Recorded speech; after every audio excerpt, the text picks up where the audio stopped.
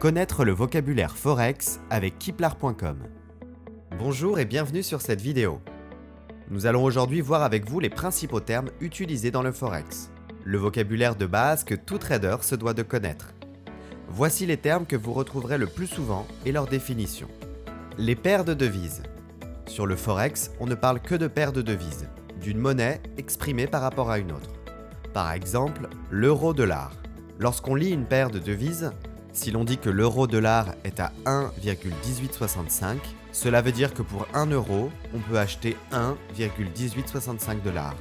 La devise de base, c'est la monnaie qui s'inscrit en premier, celle que le trader Forex achète ou vend. Dans la paire euro-dollar, la devise de base est l'euro. Devise de cotation ou de contrepartie. La monnaie inscrite sur la droite de la cotation. C'est la monnaie avec laquelle est libellée la devise de base. C'est dollar dans euro-dollar. Le PIP. Le mot PIP provient du mot anglais point in percentage. Le PIP Forex désigne la quatrième décimale d'une paire de devises. Cela correspondrait à la plus petite unité de cotation.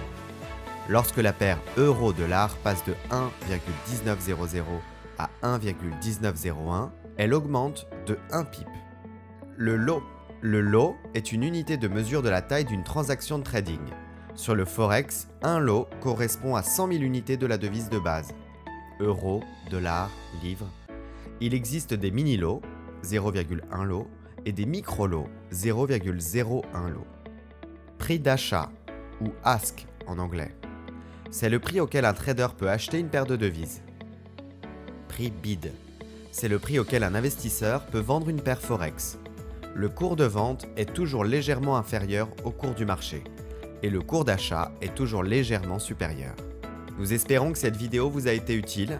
Vous connaissez à présent le vocabulaire de base pour débuter sur le Forex. Si vous avez des questions, n'hésitez pas à nous contacter sur Kiplar.com.